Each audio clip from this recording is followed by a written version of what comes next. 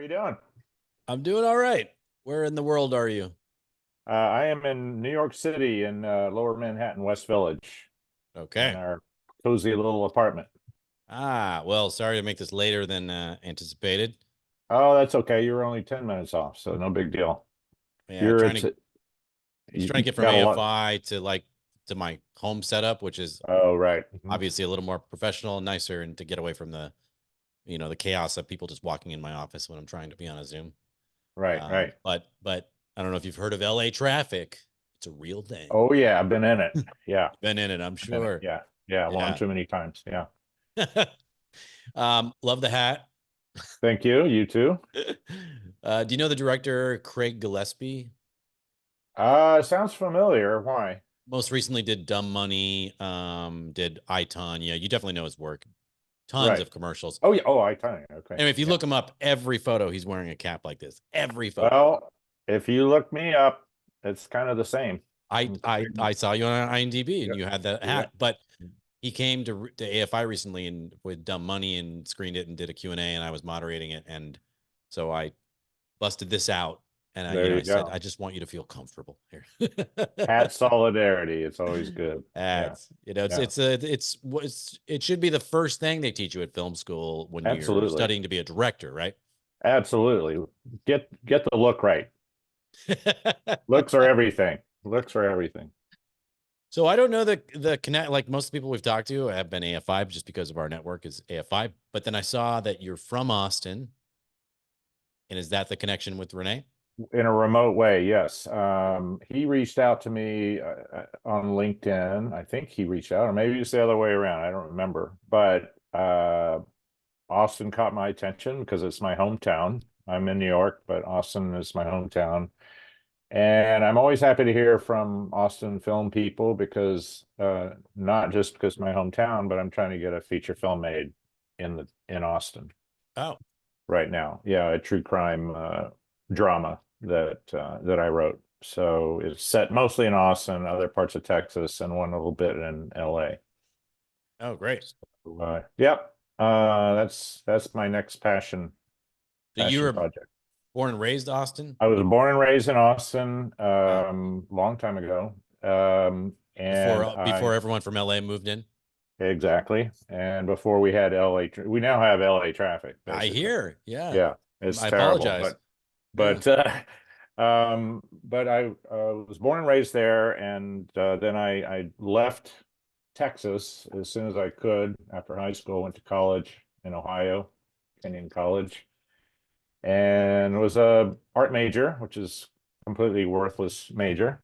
But I was a natural artist anyway. My dad was an artist and architect. So and then I came back to Austin and kind of floundered around in various arts, graphic design, animation. I was even a TV news cameraman for a while. Just floundering around, you know. And finally, I was like, even started architecture at UT, and then I decided, no, I want to be a filmmaker. So I applied to NYU, only place I applied to, got in and moved up here and never looked back. What So was the scene? What was the filmmaking scene in Austin back then?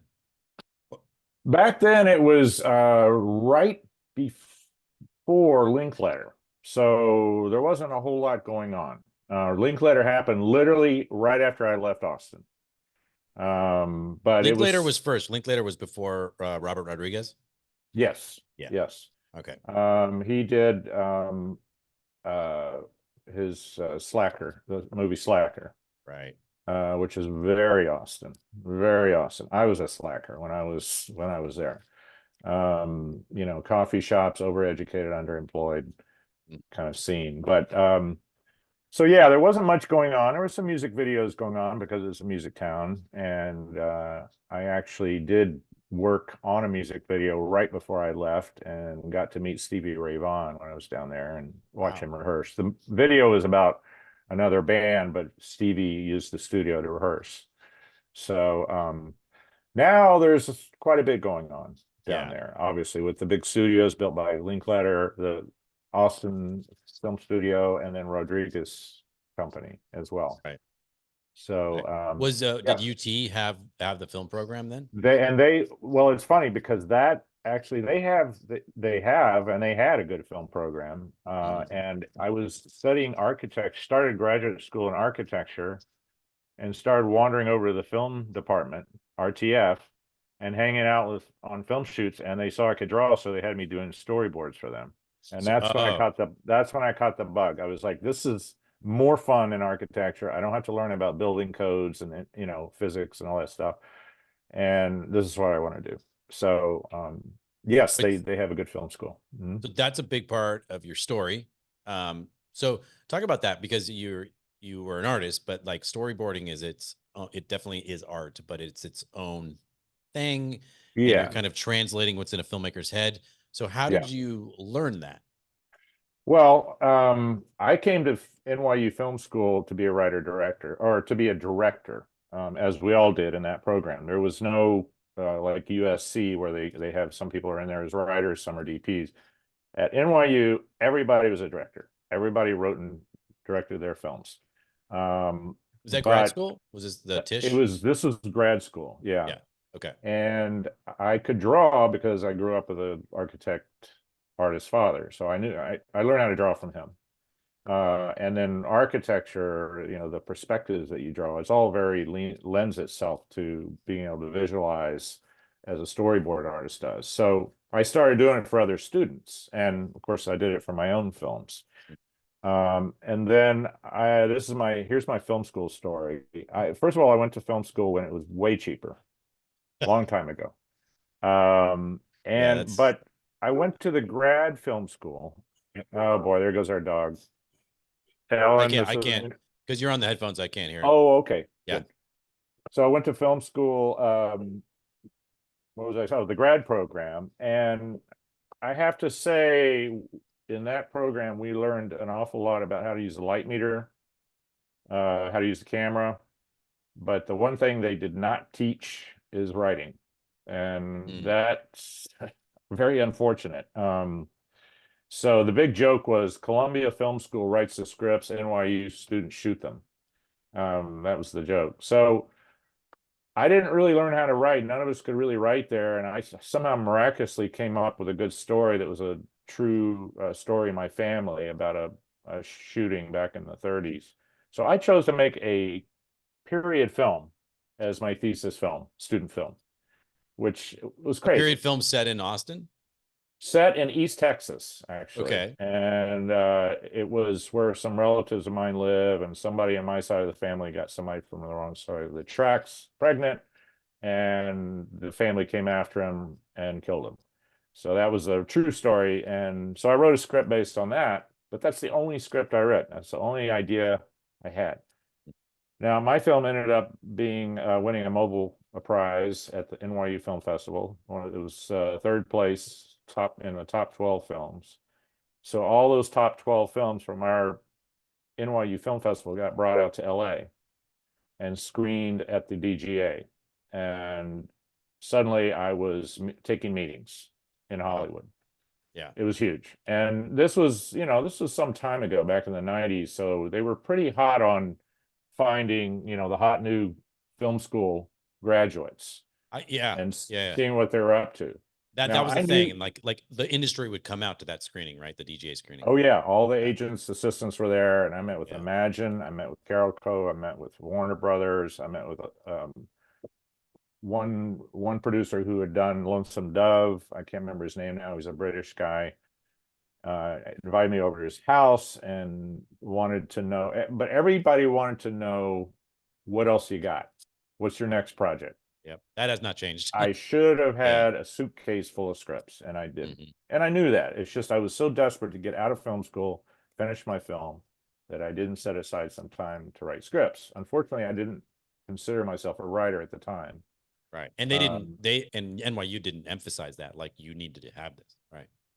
no, I think it's different now, but the graduate school especially, I mean, the undergraduate school there is different because that's where Scorsese went, that's where Spike the Lee. Coen brothers went. That's where Spike Lee went. Yeah. That was the undergrad program, probably better program. And the good thing about that is you're in college anyway, so why not major in film? Whereas I went to the grad film program. I forked out extra money to go to a grad film program, and the teachers were all mostly film school grads. So, But so did anyway, they have I careers? All right, sorry. no, Let's focus on like this. Yeah, you're already on this part. yeah. So Post DGA screening, you're meeting everybody, yeah, water bottle so tour.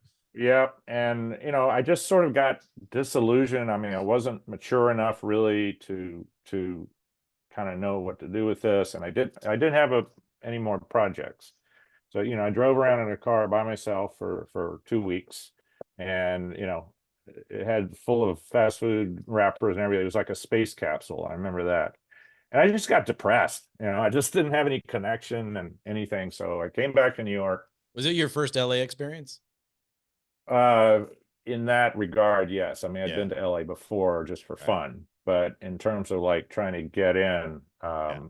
it was hard. I mean, it must have started out like you do the screening, everybody wants to meet with you, and you're like, this is easy. Here comes my career. well, And yeah, it then, was a thrill. It was a thrill, and we got yeah, written up in Variety. I still have that article wow, about the top student films, and I got yeah, praised for mine. It was a pretty good review, and I guess you could say I was semi-hot. yeah. But that all went away as I came back to New York because I didn't have anything, and then once that time passes, that's it. So Yeah. I That I that that window basically that window that window shuts shut. quick. Yeah. Yeah. So basically, I was like, okay, well now I have to make a living. So I started storyboarding for a living as my day job. But I didn't Hmm. want to be a storyboard artist. But Right. the other thing about this industry is once you start being an expert at something, that's all they want you to do. They That's don't all want they to see hear you that you, as, right? That's all yeah, they they, don't yeah. want you to direct. Well, in the meantime, I've spent years reading books, studying scripts. Fortunately, with the storyboarding, I'm always reading top-notch industry scripts. So Yeah. I learned a lot from that. And by storyboarding, working with directors, it was better than film school. I worked for Ron Howard. I worked for Francis Coppola, Scorsese. My first job was Jonathan Demme I when I saw was, Silence of the Lambs. yeah, That's yeah. ridiculous. Well, he came when I was still sort of at NYU finishing my film. I wasn't in class, but I was maintaining matriculation by postponing paying off my loans and all that. Yeah. Yeah. Smart. So he came to NYU and did a little sort of student project with us. He directed a stage play of Uncle Vanya and had us film it, and I got to be his DP. And then he saw my storyboarding and he said, "Hey, I got a project that's in development now. Are you interested?" And I was like, "Hell yeah!" So I went to work for him for a week, and then um, that was all he needed at the time. And then I got back to finishing my film, and I was like, I just want to finish this film and get it out there. It later got distribution, by the way, which was pretty cool You're a for a student short film. film. For Wow. a student film, yeah, it got Yeah, that's distributed by rare. because all the European cable stations were buying short films. So I made over half my budget back on that, which was great. Is that And then Elysian Fields? Is that what that's called? yes, Okay, I'm Elysian looking at it now. Fields. Yeah. Yeah. So then Demi called me back and I turned him down because I wanted to finish my film. You So turned down Jonathan Demme. Good for yeah, you. yeah. So anyway, but then once that was done and the film was out there and distributed and all that, then I continued with the storyboarding. First I was a production assistant. But then I started showing my storyboards and gradually my first big job was Money Train, which was directed by uh, Joe Rubin, Joseph Rubin, Okay. Woody Harrelson, and Wesley Snipes. Wesley Snipes, I remember. Yeah, Yeah. and once I got that job, then my name got around, and I was working on bigger and bigger movies. I worked with Griffin Dunn on Addicted to Love. More and more, just built up, built up, built up. All this time, I was like, damn it, I want to direct. I want to direct like everybody. I want to direct. And then it started to get to the point though where the directors I was working for were more clueless than I am about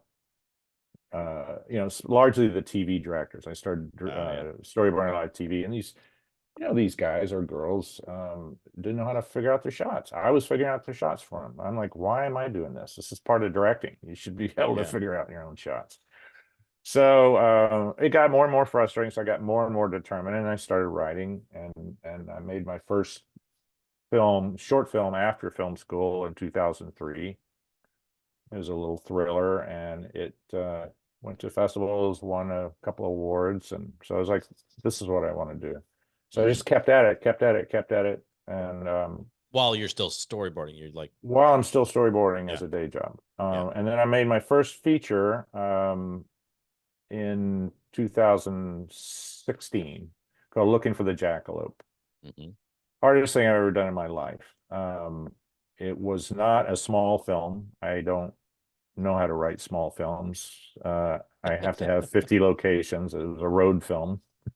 And I made it for 200,000. I don't know how I did it, but I did it. Wow, that's incredible. I did crowdfunding, Yeah. which I hope to never ever do again. But all of this is in an effort to make up for lost time Hmm. of not being a director, not pursuing that. And so now my mantra is I have to make a film a year if possible, most likely a short. But I am currently have really improved as a writer, and I've actually gotten one of my scripts was a Nickel Fellowship semifinalist, top 50 script, The Hunters. Again, a difficult film to make that is set in West Africa with American kids as the leads. Wow. So that's a logistically tough film to make. What's the But log line of that? the log line is two troublemaking young brothers are sent to from Texas are sent to West Africa to live with their father, only to end up stranded in the desert on a Boy Scout camping trip gone terribly wrong.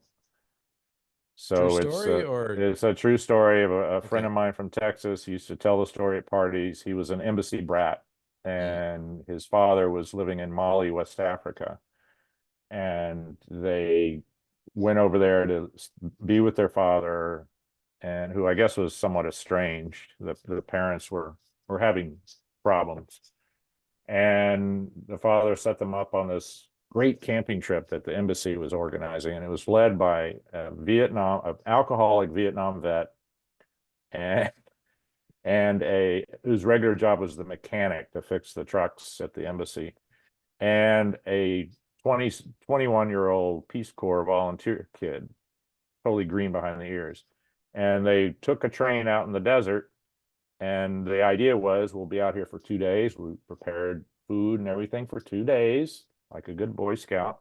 Well, the train didn't ever come back for another 3 or 4 days, as trains Whoa. in Africa do. So they were stuck Yeah. and were starving to death and running out of water. And so my How many of friend, them were there? How many there boys? was a group of about 10 or 11 boys. Wow.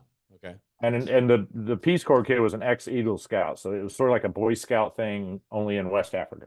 Right. And so my friend and his brother and another guy, being the troublemakers and in desperation, snuck away from the camp. The Peace Corps kid went AWOL and started freaking out. The alcoholic vet was in withdrawal from lack of alcohol. So Oh the my God. adults were done. And so the kids, it was like turning to Lord of the Flies, basically. And so my friend and his brother and a friend snuck away and stole some chickens and water from a African village and ran back to the camp and burnt the chickens with the feathers on them, so that was no good. And then these villagers came with extremely large hunting rifles. They were hunters, pissed off, looking for their chickens. Like, what is it? Because chickens are sacred; they're used for sacrifice and stuff. So they were pissed. Yeah. They gradually started to realize these kids were dying and the grown-ups were worthless. So they went back to their camp, got some proper food, right, chicken and rice and water, came back and saved the kid's life until the train came. So that's the real story. I took that and I embellished it a little bit. I also made it very specific. I went to West Africa and I did research on the actual hunter musicians that are there. Oh, you went, So wow, you went I on a went trip there, there. yeah, and I That's got great. invited to a ceremony, which is actually on my YouTube channel. I'll send that to you if you want to see it. Yeah. And met the chief and we talked through translation about them actually being in the movie. Now, this is a long time ago. This is 15 years ago. Right. And this movie, everybody's telling me this is great, but it's going to have to be your second or third movie because this is going to take a serious budget, serious logistics on how to do this. So anyway, that's been sitting on the shelf, but I've started to get some legs on it again with a couple. I've sent it to one producer who seems interested, but again, I don't know how it's going to get made, and the climate is very tough for indie films right now. Yeah. So I had this other true crime story. I like true stories. Even my first feature was a true story. This other one, the Gold Porsche robberies, is a true crime story initially based on a Texas Monthly article that I started to option the rights to, and they made it sound so difficult, and so they sent me to their agent, and they're saying make us an offer, and I'm like, okay, $50, I didn't have enough money to make an offer. So then I thought, well, this is Austin. I know Austin. Maybe one of these bank robbers is still alive. And sure enough, make a long story short, I tracked down the African American character who interested me more. He was this young kid that got coerced into driving stolen cars and robbing banks by this Austin businessman. He was basically a respectable Austin businessman who was having financial trouble and got sucked into this crime spree because he needed money to support his new family. He had a little girl. So I really liked that character. And, I thought, well, I'm not African American, but why not? Yeah. So, and it's a story that maybe would have more chance of getting made too, except that I'm not Black. So there's that. But so through Facebook, I tracked down this guy. He turned out he was married to a cousin of a woman I went to high school with, an African American woman who was a cheerleader. Yeah. And I asked her, I said, do you think this guy's going to talk to me? She's like, sure, look him up. So I wrote him, and he just completely opened up. He's 62. He'd made some mistakes when he was young, and he was living a normal life now with a job and all that. And he just opened up, and me and my writing partner interviewed him for hours and hours. And we're now friends now. Every time I go to Austin, I go hang out with him. But we'll see. So I optioned his story. Wait, so what? It's got a great title, The Gold Porsche Robberies, but tell me why there are gold Porsches in this movie. Okay, because this mastermind, this white businessman, not only was he crazy, he was kind of stupid. And he thought it would be clever to use a gold Porsche as a getaway car. Because in his words, they're fast. So, but wait, is a gold one faster than a red one? I guess. And he was also like, who's going to suspect a middle-aged white businessman driving a gold Porsche It's kind of like, robbed a bank? Yeah, hiding in plain sight. There's When something you to think that about crazy it, logic. there is something to it, right? Yes. So hence the gold Porsche robberies, as they were called by the police department and the newspapers in Austin. And this has all happened back in the late 80s, by the way. And these were what, bank robberies? Yeah, what happened was the guy, the white middle-aged businessman he was a used car salesman. And he had a couple of businesses around town. And he first hired Kevin, the Black kid, to come work at his used car lot, thinking was just getting a normal job because he had lost 2 jobs recently. He was a wannabe DJ at this club, which closed. And then he had lost a day job working at a deli for putting too much mayonnaise on the sandwiches. Well, that is a crime. That is a crime. Yeah, especially at a health club deli. So he's like, yeah, I'll come work for you. Little do you know, this guy was basically stealing cars from other sales used car lots and having the kid drive them to the buyers.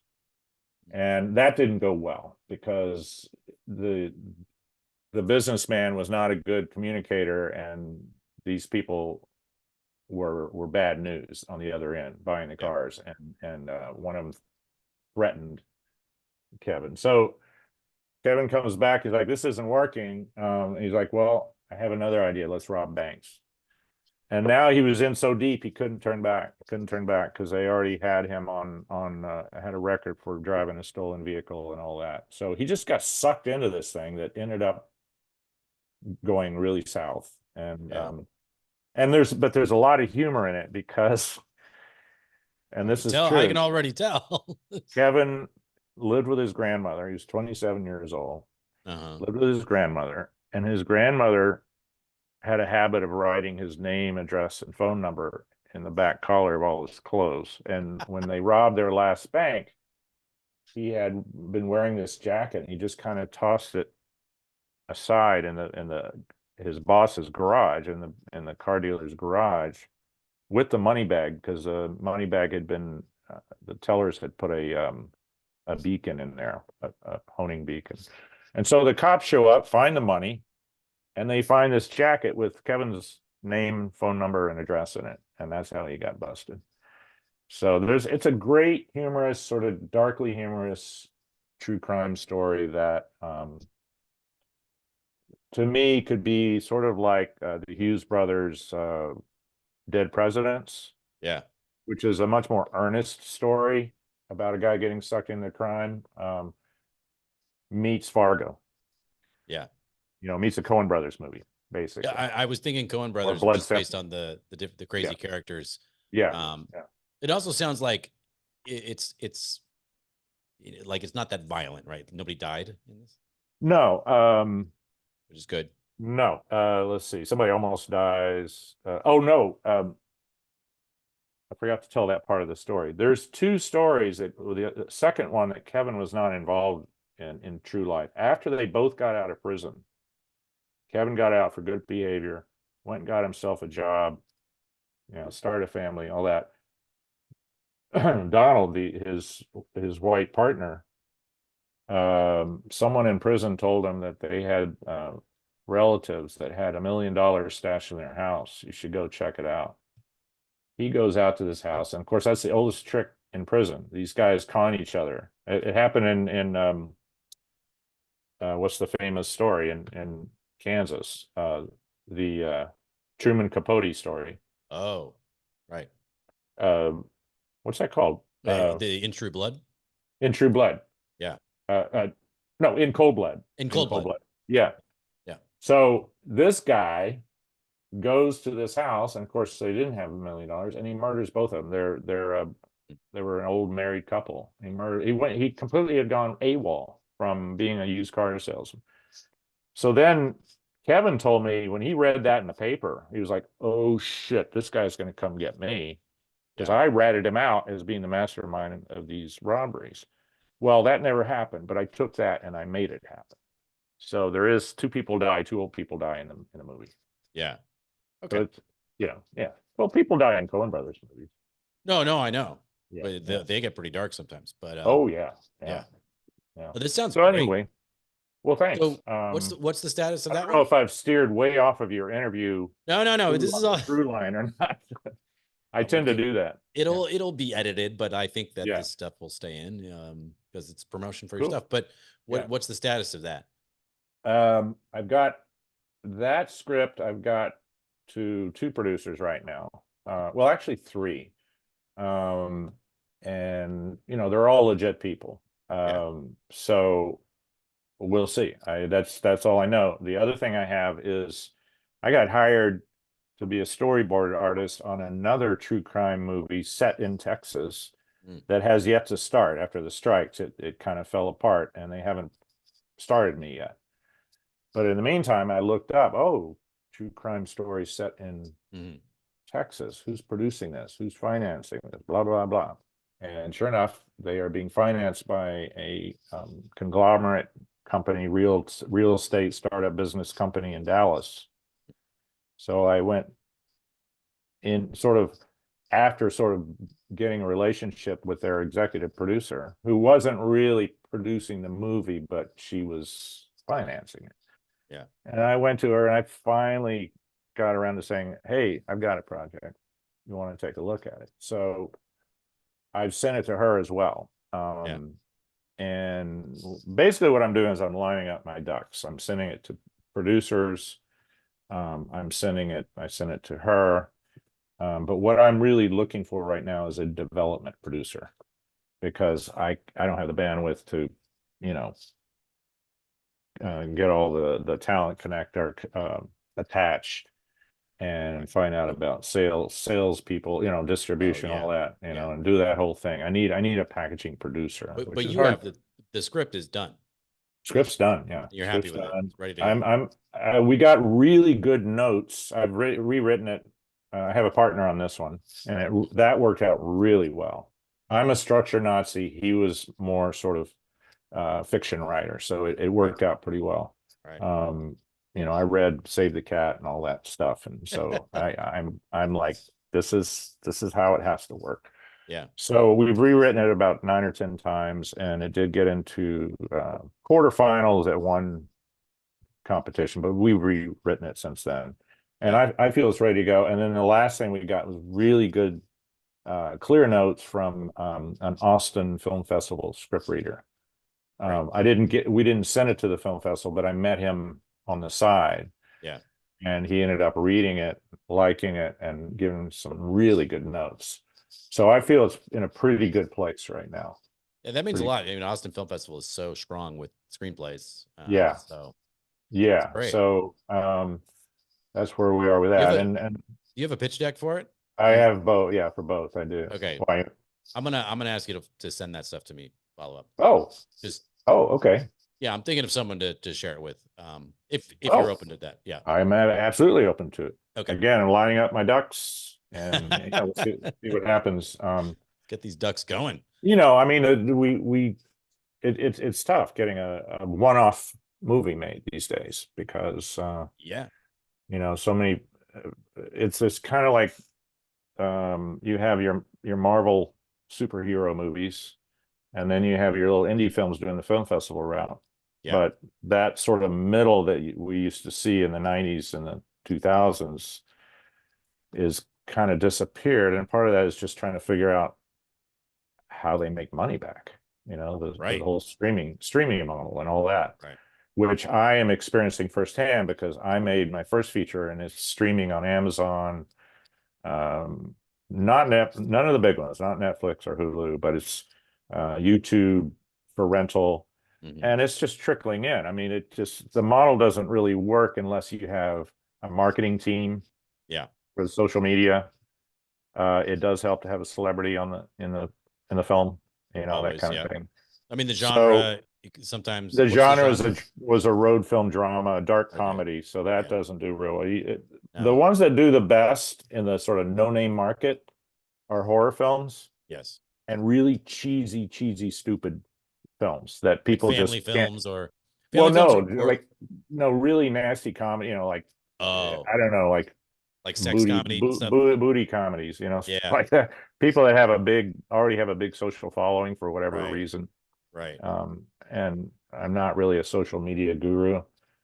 So but yeah, you know, I think I feel very positive about it. I mean, I know that probably the best way for a movie like this to get made is if you can get it to Netflix or somebody like that. But I, as a sole writer director, can't get through the gates. You have to find a production company or a producer that has a first look deal. That's what I'm doing. I'm hoping because you said you were gonna you committed to make a short a year. Are you thinking of doing like a proof of concept short? So yes, absolutely. And I actually have a DP that shot a short film that I directed, who's really good and would probably do me a huge favor. So we could get a really good DP. My thought is do it up here. Do it in a suburb or whatever that could look like Austin. All we need is the opening scene of a guy, the black guy running out of the bank and jumping in a gold Porsche. I don't know where we're going to get a gold Porsche, but just doing that, tires squeal. Yeah. And then we go to him doing his DJ work, and just, almost make it more like a trailer. Yeah. Instead of a good idea. Instead of a short film. I mean, trying to make a short film out of it, we'd have to make more cohesive scenes or whatever. Yeah. I mean, maybe there's a way. I'm still figuring it out. So yes, proof of concept. I think that's smart. Yeah. Yeah, Yeah. because you really got to Yeah. sell. The financiers are. You just have to dumb everything down for people now. It's like I want to know exactly what it's going to be. So show Yeah. them. Yeah. Yeah. And people want to know the tone. Yes. I've attempted that in my pitch deck, but I've never seen how a pitch deck really communicates the tone of a movie.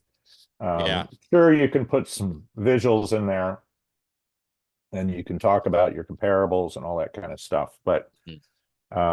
and I'm not a professional pitch deck maker. I mean, there are people out there that are kick ass at it that Yeah. charge a lot of money Yeah. It's true.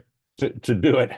But You're a visual guy. You're an I'm a artist. visual guy, and what I'm hoping is that that has helped me get attention. Those pitch decks have caught people's attention, at Yeah. least not on the financing side, but on the producing side. Yeah. And then once I have a partner, then we say, okay, now let's make a real pitch deck, Yeah. and a proof of concept, Yeah. and all that. But I think I can parlay, even though I haven't made a Sundance winning feature film yet. I think I can parlay the fact that I have made a feature film, I've made some shorts, and I've worked with the greatest directors in the world as a storyboard artist. Yeah. That's the So thing. I look at your IMDb page and I go, well, you're not a risk. I mean, if it's under, I don't know, $20 million or whatever, yeah, you yeah, know, because of the feature film directing credits. And then, yeah, you're right. Your yeah, experience working around yeah. these people at a very high level, Oh yeah, yeah, Can we talk Ron, about that a little bit? Because I yeah, think, absolutely, because, yeah. if you could break down, like, what is the process? I'm sure it's different from film to film and everything, but like, what should the process be of a filmmaker working with a storyboard artist? Well, there's a large, it's so funny because this is exactly a lecture I do at NYU, Oh, for film students. I go in and I talk about filmmaking and directing, but especially about storyboarding, because to me, that's half of directing. The other half is working with the actors. yeah. To me, storyboarding is like something a director should be able to do. But directors don't necessarily draw.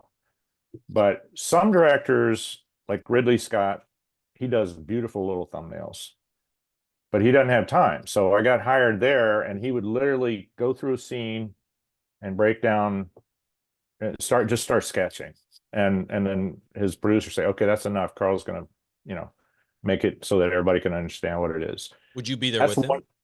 Hmm? You would be there with him? Oh yeah, on weekends. He was already shooting American Gangster, but there were all these scenes that the art department was clueless on what he had in mind for some of these scenes. And it's supposed to be 1970s New York. So they needed some storyboards. So that's one extreme where I'm just sort of the assisting, making them a little more artful or clear or whatever, or taking the time to do it. The other extreme is someone like Ivan Reitman, who had four of us on Super Ex-Girlfriend, and he would have us each read a scene and break it down ourselves. Basically, the first process is you take a scene, and if it's a well-written script, it has beats in it. So you take those beats and you circle them. And when you say a Karen goes scene, to, it could be any scene. It's not necessarily only action scenes. well, most of them are more action. They need it for the stunt department. They need Okay. it for, the VFX people, but some people storyboard everything, even dialogue scenes. I mean, to me, if you want to make an artful film, you have some visual ideas. I mean, sure, a walk and talk, obviously, the camera's just pulling back with two people talking. But any scene, Karen walks to the door. She sees a man. The man has a gun. The man comes inside, shoves her into the bed. Those are all beats, and so you just figure out, okay, well, I want to do this with a falling dolly and on her feet, and then maybe go up to her, and then maybe come back on her face. So we need a close up there, and then okay, now I want to go wide as he bursts through the door and carries her, to the sofa or whatever. So But what you're talking the, about the are directorial I choices, know. and And yeah, a good director to me will be telling that to me. right. And then I just take notes. I do little thumbnails, or sometimes I say, can we do a floor plan and you tell me where the camera's going to be and where the actors, how they're going to block, how they're going to move. And then that way you don't have to describe every shot, or you don't have to. Some directors will do little thumbnails, which is, to me, makes it easy. Then I'm just like, I'm just taking that and making it properly perspective and, you know, anatomy and all that. So I'm basically just an artist, a sketch artist. Right. But, you know, like I said, with Ivan Reitman, we were breaking down his scenes, and then he would say what he liked and what he didn't like. And then then it would give him an idea. But, you know, also some directors are more actors directors, like Barry Levinson. Yeah. He likes to use multiple cameras. So like in Diner, you know, he set up 3 cameras around the booth and just let his actors riff. So there's really no need to storyboard that. Right. He had me storyboard one scene in Sleepers, where it was a football game between the juvenile prisoner kids. I don't know if you know that movie. Yeah. Brad Pitt. Yeah. Early Yeah. Brad Pitt. Yeah. It was a football game between the prison guards and the juveniles kids. And he's like, I want this dirty. I want it tight. I want it visceral. I want it. So I basically just drew all these cool looking tight shots and literally made an animatic out of it. I edited it together in a video. Oh, cool. So there's really a wide range, but the sort of basic process is sit with the director, sometimes the DP, sometimes even the production designer, but usually not, and talk through shots. I just take notes. I make little thumbnails when I can, and Yeah. When there is a DP there, is this like helping them shot list, or have they already shot listed? And quite often it's a director who is relying heavily on their DP, or, you know, wants them to have that freedom, which, you know, I think makes a lot of DPs happy. Yeah. But you know, Ridley Scott, it's all in his head. He's got that film shot and edited in his head already, like Hitchcock. Yeah. And that's Doesn't rare. he shoot with like 6 cameras all the time now? I mean, now at least. Well, he has to, because his scenes are so enormous. But yeah, right. But he also has an aesthetic that he loves. He likes the storyboards to show that. Basically, he likes to put shit up front in silhouette and have a bright background. He does a lot of that, you know. So sometimes he likes his storyboards to sort of show. Other directors like, I don't need fancy boards, just, you know, just real rough, you know, loose sketches. Some people have actually told me stick figures are fine. And I'm like, well, it actually takes me longer to draw a stick figure than a normal figure, because I don't know how to draw a stick figure. That's hilarious. Yeah. You're too good. Yeah. So do you have to adapt to kind of like your artistic style to the filmmaker? Yeah. I mean, I sort of get a gist of what they want. And I mean, the way I draw is very dynamic. It's you know, it's not commercial ad boards. It's showing the real perspective of what we're going to see. I have a website I can send you for that. Oh, that'd be great. It would be cool if we cut some in, see them. Yeah, absolutely. I mean, this is a good opportunity. Is there a sequence from one of the films that you worked on where you're like, it was your storyboards? Like, yeah, you fully got it. Yeah. I'd have to go find that movie and screen grab if I can. Yeah, well, we could do it on our end. I'm just curious, like, if there was one where you're like, Yeah, let me think on that. There Yeah. are a few. American Gangster, certainly. That's Uh, a lot of TV shows, Sopranos I worked on. wow. My joke with Sopranos was I always knew when someone was going to get whacked, because they would call me.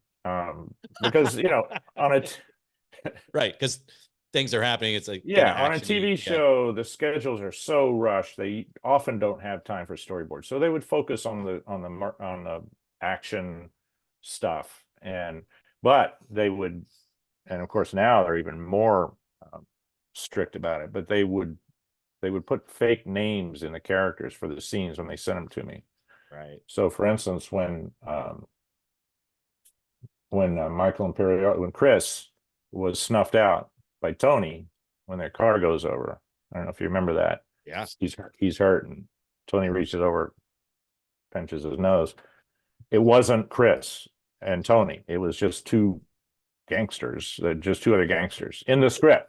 Yeah. So I didn't realize what I was doing. I didn't realize that I was drawing the demise of Chris's character. But in a way, like that, would you have approached it differently, knowing it was like two important people? No, because in that case, the director knew the shots they wanted. Okay. They knew what they wanted. These are, those were, that was towards the end of the series, and the directors, there was a style already, and the directors were very good. One of them I went to film school with, Mm. Alan Taylor. I don't know if you know him. Yeah. Oh, yeah. You see what you did, Yeah, Game of Thrones, right? And yeah. And then he British did. guy. No, he's Canadian, but Oh, he went to Canadian. NYU Film School. He's 1 year ahead of him. Damn him, ahead of me. And now he hired me to storyboard for him on Terminator Genesis. And I Oh, had to wow. really tuck my ego away because I won an award at NYU. He won an award at NYU. His film grabbed Barry Levinson's attention, and the rest is history. He got invited to direct episodes of Homicide. Yeah. So that's how. But he's such a nice guy. I was like, sure, Alan, I'll come Yeah. storyboard for Canadians, you. right? Yeah. Such a nice guy. Really, really, really nice guy. I mean, it's just kind of like, have have you come to the realization over these years in your career, just like a lot of it is just timing and, you know, It luck. There's is luck involved, definitely skill, definitely talent. lots of luck, lots of right place at the right time. There is a um, schmoozing skills. Mm. One thing I noticed, but I know I have it. Like I'm not a guy that likes to sit in a corner and draw. I can draw, Mm. but I want to play with the big boys. I want to be part of the team. And it's frustrating to me because I'm really a people person. I'm very good on set, Yeah. and I'm good at working with actors. I've learned how to do all that. So for me, it's I think I had those qualities. One thing I really noticed, especially on TV shows, is the director. Because on TV shows, the director is basically a traffic cop if it's just like a procedural show Yeah. or whatever. And so they had these tone meetings that are hysterical, because everybody, all the department heads, including and then me, the storyboard artists, are all sitting around a table, and they're on the video phone with whoever in LA, and they're just making shit up, like to please the executives. They're just like and there's an art to it. Like the director has to sort of appear as the alpha, sort of, I got this under control. Hmm. That's that's the and that's what they look for. It doesn't hurt if you're like, 6'4" or something. So when you That said, was, I don't want to be, I'm not the guy who likes to sit in the corner and you want to be, yeah. I you mean, push to like be like on set or around the directors and producers so you can be around yeah, people. I've shadowed a couple of times. I shadowed Yeah. on Elementary, but it's, a lot of the producers say, Carl, get in line, especially on TV. Yeah. I love But that you keep doing though. I love that I'm like not, commitment I'm, to keep. Yeah. I'm not going to stop. There's nothing else I want to do. Yeah. So, I'll just keep doing it. And, um, I will continue storyboarding. There's part of me that thinks maybe it would be better if I had a job just in a bank or something as a day job. So I didn't use up all my creative energy. Is that what that feels like some days where you're like, oh, I'm It's giving this sometimes I'm shot. like, I I'm just giving this spent, shot that I know would kill in my movie to some well, other well, director. also just I've spent 10 hours helping this other person visualize their film. And I'm exhausted. I don't, I don't want to do any of my own work right So now. wait, storyboard hours are like that or like production hours? Not necessarily. I mean, I make my own hours, and I've been working more and more virtually, but it's still you're you know, expending a lot of creative energy Yes. for someone else's project. And so you're not necessarily ready to then go work on your script or start storyboarding your own thing, but you have to do both. So how do you And structure that? Do you just structure breaks between productions or well, between productions, and I've been off since May wow, 1st. like So I've had an everybody? extended Yeah. vacation that I've had plenty of time to really start pushing my own work. Yeah. Fortunately, I had some money put away, but it's getting scary now. I mean, Yeah. I need some work. So as well as taking my pitch decks, I would be happy for you to refer me to anybody that's looking for storyboard artists too, even in LA. Yeah, for sure. But again, It's crazy to look at your resume and think like you need references or, well, but I right now understand it's the state just of the industry. Yeah. yeah, it's just what I basically need to do is just expand my clientele. Yeah. so that, because it's going to just take having more people knowing about me. Yeah. But I think there's a delay in production because people it's like they got struck by lightning and they're recovering. And Yeah, it's weird. Everybody said, oh, it's gonna, come back with with a boom in January, and I haven't felt it in I LA. think I think movies certainly, or indie movies, but then you've got all this backlog on people committed to stuff, Right. and you've got TV shows that only got half their season shot. So Yeah. what are they going to do now? Right. And I think and then of course there is that. I think people are the powers that be are going to start cutting their budgets. They're like, okay, you don't want to let us use AI, so we're gonna we're gonna cut out I totally agree with you. It's like, half okay, your yeah, half your we budget. did this, like, these new contracts with you, so you're all making more money, and they'll be like, well, Yeah, we don't have more money to spend, so we're gonna just yeah. start cutting back on the number of shows, number of Eh, episodes. there are certainly movies that can be made without storyboarding. Just a shot Yeah. list is fine, or floor plan. But I mean, Werner Herzog says storyboards are for cowards. Yeah, But but he's directing documentaries now, so there you go. Exactly, Yeah, and it shows in his work. I mean, I'm a yeah, Herzog fan. I love his yeah, spirit, but you know, yeah, but yeah. Well, he's a bit full of himself, But the but other end of that, and like filmmakers who I've always loved because of their precision and framing and everything, are the Coen brothers, and they Coen Brothers, storyboard every shot, every shot, every shot, right? and Which I they kind of love, yeah, so does Paul Thomas Anderson. I think all those guys that are really making Yeah, cinematic movies. right. Certainly Scorsese. I worked for Scorsese once too, which is a funny story because he does his own little doodles in the script. The best 3 days I had at NYU grad film school by far Yes, were when Marty came in and took us step by step through Raging Bull. you mean Raging like Bull. from like From the script to script to showing us his pages where you draw on little storyboards to everything, to working with De Niro, to all those stories. He took it for 3 days. It was the best 3 days I had at NYU. that is incredible. That's a masterclass. But he draws storyboards in the margin of his script, and sometimes he does them on index cards. But most of the DPs he worked with, that was fine for them. That worked for them because Yeah, they had like a language. But there was one movie, The Departed, which is one of his better movies, I think. yeah. Where Michael Ballhaus, the old German cinematographer, felt that Marty really needed to let him work with a storyboard artist to do this giant shootout scene of the Chinese gang versus. I remember that in the warehouse Yeah, where Nicholson gets killed. yeah. Matt Damon kills Nicholson. That whole scene of the cops showing up and the shooting and everything. So I got called to the set of that movie while they were shooting set scenes. Got to meet Alec Baldwin and got to meet Matt Damon. That was cool. Wow. And so we walk onto the set. Marty is literally sitting on the set behind his video. And Michael Bauhaus introduces me and said, Marty, this is Karl. He's going to do some storyboards. And Marty he just turned and said, yeah, well, you guys work on it. Just let me know when you're done. I'll take a look at it. And that was it. I sat with Michael Bauhaus and went through shot by shot with him instead. So he figured that out. But usually Marty doesn't usually do that. Wait, but that day, did you get to like watch Marty direct? Yeah. Yeah, it's great. I mean, Yeah. Did you ever tell him that you were in his NYU class?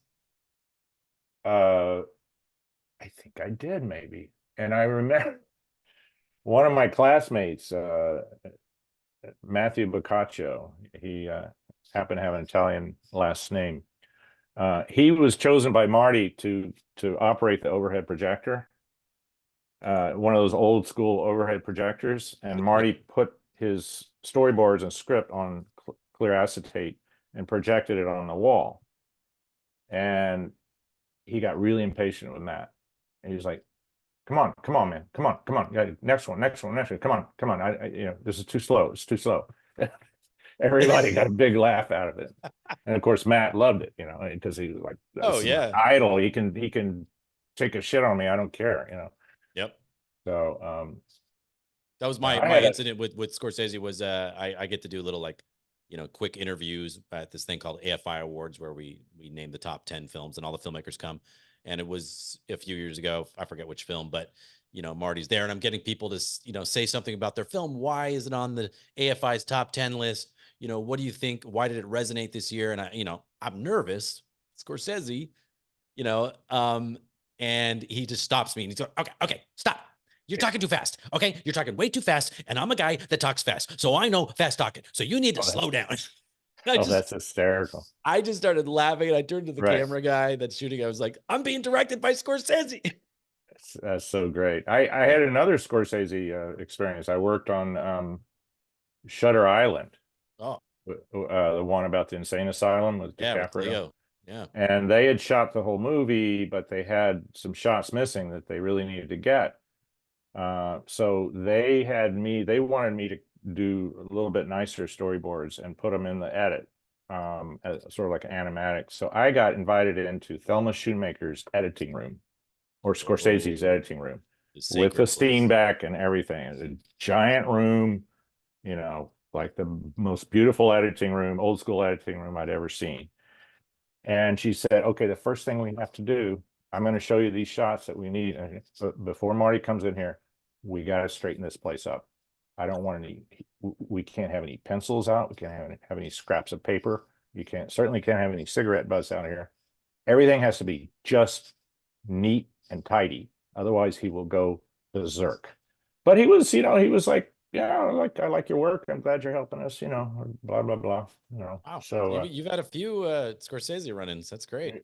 yeah, and Coppola was doing his first pass. I'm sure you've heard about his Megalopolis production. I was going to ask you about that. I saw that on your resume. What can you Yeah, talk about? Say everything. Give us all the secrets. that's a whole story.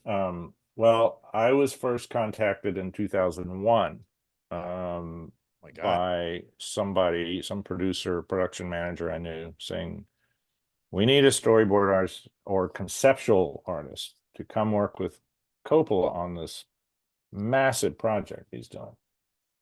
So I went out to interview, and he wasn't there at the interview. I interviewed with Dean Tavalouris, who is production designer.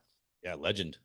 So he was doing this experiment to sort of put together a promo for this film, Hmm. which included experimenting with a new digital camera at the time, like a Viper or something. I don't remember what it was, like one of the new massive cameras. And the DP was the guy that shot Koyaanisqatsi.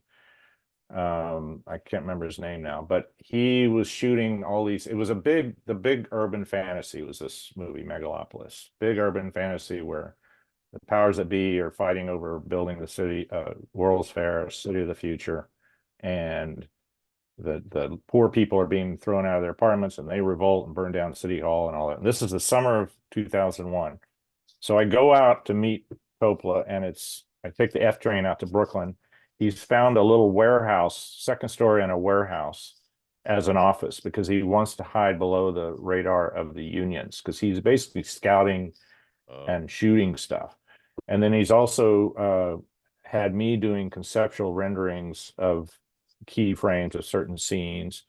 And then he had readings, screenplay readings from the script. And Sylvester Stallone came in, James Gandolfini, Heather Graham, Paul Newman. They all came into this dumpy little warehouse office right next to the Gowanus Canal in New York and read through the script. And what he was trying to do is edit together a promo piece with my drawings, the shots from his DP, music, and dialogue of, you know, reading of the script.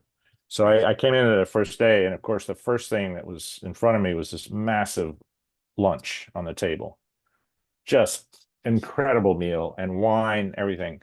And all of a sudden, he comes and sits right next to me, and I wasn't prepared. I completely like went out of my body. And he was big at the time, and he Uh-huh. said, so yeah, I hear you're the illustrator, you're going to be helping us out. I really like your work, and you know, we're going to have fun this summer. So it was a whole summer of working in this dumpy little office for him. And then he bought a 50% of a pasta factory in Brooklyn. And so he was during the same summer, he was re-releasing DVD of the Godfather series. And so he threw a street party, and I think a lot of the residents in that neighborhood were Italian Americans, so or maybe they're Puerto, I don't remember, but he threw a street party, like an Italian style street party, Like right out of Godfather 2. Like that's right out of Godfather 2. He had a stage, he had a band playing his Carmine Coppola's music, and it was to oh, and the mayor Giuliani came by, and it was to announce the release of these DVDs. Mhm. It was surreal. I was That's this is so like cool. this is a dream. Yeah. So that was interesting. And then he called me back, his longtime producer partner, Nazarene. What was her name? Oh, I can't remember her name. Anyway, really nice lady. She connected with me. But 2001, what happened was he had this whole thing ready to go, and then 9/11 happened. So that wiped out all prospects of making this movie for a lot of reasons. So he packed up and went home. 20 years later, I get an email from his producer or production partner saying, France is back at it. He's going to make Megalopolis next year, and he wants to use some of your art. He wants you to do some work for him. So I ended up doing some more work 20 for him. years later, you jumped back into a project. Yeah. Was And it the same exact project? it was the same project. You know, the script had been through many. I mean, even back in 2001, he had this script around for like 20 years. Mhm. It's like his opus, his big, you know. And he called me to come back and work with him. And I actually went over and met with him. He happened to be staying in an apartment in the West Village, Wow. and he was in his pajamas and doing Pilates. And he had lost all this weight. Yeah, that's right. He's gotten Oh in God, I shape. hope he doesn't see this interview. I hope I didn't say anything wrong. No, I don't think you said anything wrong. You didn't Okay. tell us much about the movie that's not already out there. I'm Oh, sure. I can't. Yeah. Yeah, yeah, He's in post-production on that. That's a big post-production movie because so much of it was fantasy, so Yeah. green screen. Have you seen any but of it? no, No. no, I haven't. But there's a whole story where I got lost in Queens with Coppola also, and a PA and Dean Tavolouris trying to find a location. There's a movie for there. for Megalopolis. Yeah, I started writing an article. That was back in 2001. I should finish it, but Yeah. we ended up at Junior's, the famous deli in Brooklyn. Yeah. We got whisk in front of a we got whisk at the front of a whole line of public school kids graduating, and sat down at a table and just started bringing all this food to us. And then Francis like, I got to get some cheesecakes and take them back to my apartment in Manhattan. So he picked up 3 cheesecakes. We drove back into Manhattan to put them in his freezer. And then we went back to Brooklyn or Queens, where he grew up. Or was it the Bronx? I think it was Queens. And we went to a neighborhood Italian ice store where he used to hang out. And he bought 3 gallons of the Italian ice. We got lost, and we finally get back to the office, and his producer was like, "Where you boys been? We got work to do." Now I know why that movie was over budget and Yeah. behind schedule. And he was, the whole ride, we had a PA, me in the front seat, Francis and Dean Tavolouris in the back. Francis is constantly giving Dean shit because he's sort of like Eeyore, he's a little bit glum. He's like, Dean is kind of not a happy man, just stuff like that. And then start talking about pasta recipes, and it was just, I'm just like a homeboy from Austin, Texas. This is just beyond my imagination. So that's so cool, though. It was. I mean, those are timeless memories. Yeah. I mean, that's got to mean a lot to you, like that someone like Francis Ford Coppola, like, is not letting a project go. He's putting all of his own money into it. When you were telling me about your projects, yeah. What does that mean to you? It means if you got the tenacity and you got the vision, obviously it helps to be as brilliant as he is. You can get it done. It also tells me, don't worry if you've been sitting on a script for 15 years. I mean, Scorsese took what, 12 years to get Last Temptation of Christ made. Now, the other thing that tells me is, well, if they're having so much trouble, how am I going to get this done? But it's inspiring to me. It's like yeah, there's both ways to look at that. there's Yeah, there's both that, ways. and then there's also like, oh, like we all have to struggle no matter where we're at, like to get this done. Yeah. Well, and Coppola's thing, I mean, the guy's a genius. He's no doubt. I mean, and he's not afraid to fail. Yeah. That's Not what I afraid love to- about him. And and putting his own money behind it. It's like, I'm gonna take a big swing and I'm doing this by any means Yeah. necessary. So, I mean, he did a few films in Bulgaria, smaller films, which he was having fun doing. He's like, I don't want all this crew, all this. Yeah.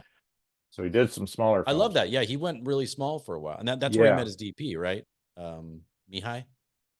Yeah, I think so. Yeah. But I mean, sitting down next to the man who made two of my all-time favorite movies, The Godfather and Apocalypse Now, I was just like, oh, Yeah. this counts for something, Yeah. That was probably the mecca for me. There was something about his aura more than any of the other guys that just blew me away. And it was contagious. And he was also extremely complimentary and sort of a team worker with all of he had me, and he had some some kids just out of school helping build models and all this stuff. And he just was like, he wanted us to feel like we were part of the creative process. So that was cool. I love that. I love That like was from cool. the dinner, the big dinner he lays out. Oh, like yeah. he's creating this kind of family atmosphere. It's a right? he creates a family. That's exactly what he does. And he's respectful. He flipped his lid once when some actor, I won't name any names, told him he didn't want to cut his beard or something for a film, or maybe he was going to cut his beard or something. I think it was a film that his son was going to make, Roman. Mm-hmm. And he came to my desk and said, Karl, you got any good fat markers? I'm like, sure, yeah, help yourself. He grabs them, he goes back in his office, and there's a poster of this movie with that actor's face on it, and he just went, fuck you, fuck you. It just like went crazy. And I was like, okay, that's the other side that, you don't want to piss him off in that way. Right. Well, he's passionate, but like, yeah, if you're on his side, passionate. Yeah. I mean, it feels like from your stories, and from just interviews and stuff, you see him, that he still loves, like he still has a passion for just doing it, the process, right? His brain has not, I mean, he's 83 now. His brain is all there, he's, and his passion, and he lost all this weight. I almost didn't recognize him. Because, when people lose that much weight, they look different. Oh yeah. John Goodman is a good example of that. Yeah. But they look like different people. Yeah. Yeah. He kind of shrunken a little bit, but when he started talking, and I have the whole 2-hour recording of him telling me what he wanted me to do for this next iteration of Megalon. I still have it on. I mean, it's gold, it's gold. Yeah. And then he signed a bottle of wine and sent me home. Gave me a bottle of wine, sent me home. Signed it to my wife first. All right, Ellen, are you here? Oh, she's asleep on the couch, I think. You'll send us a picture of the signed bottle. I want to see it. Or did you drink it? Well, here. No, I have it up here. Oh, okay. Yeah, let's see it. Okay. Now I'm curious. Ellen? Sorry. He's drinking it right now. Yeah, we'll wrap it up right after this. Let's see this. Oh, wait, hold on. It's getting blown out by the light. Oh, it says, to Ellen and Karl, Francis Ford Coppola, 2021. Oh, there it is. I see it now. I see the signature.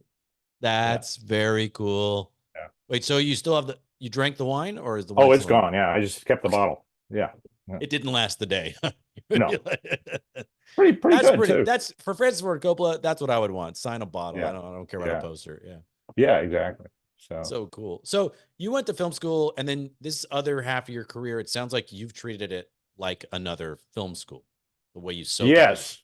Yeah. Yeah. I mean, I've learned it's the best film school I could have asked for. And I was getting paid for it. So So yeah. then the question is, young, like, high school kids getting into filmmaking, he comes to you and says, he or she comes to you, I want to go to film school like you did. What do you say? Well, I would tell them because I went to grad school. So that's like an extra step that, I wouldn't tell anybody to go to grad school for anything now, really, except unless you want to be a doctor or lawyer. But I would tell them you don't need a degree to be a filmmaker. But if you're going to college anyway, why not go to one that has a good film department? Because, then what you get out of film school is you get free crew. Well, it's not free, but if your parents are paying for your college, go to film school and you will just be immersed in, surrounded by people, free crew, equipment, and you can go experiment.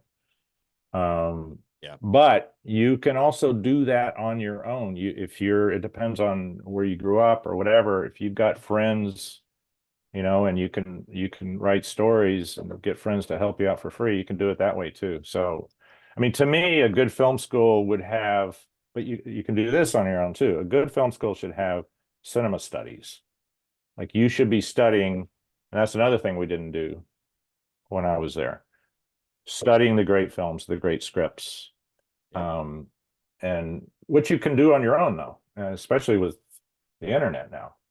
You There's so can, much out there on the internet. I mean, I yeah, remember growing up, realizing that, there's a film school out there called DVD commentary, right? yeah, Which yeah, doesn't really exist anymore because there are no yeah, DVDs. But like those were, I would soak those up.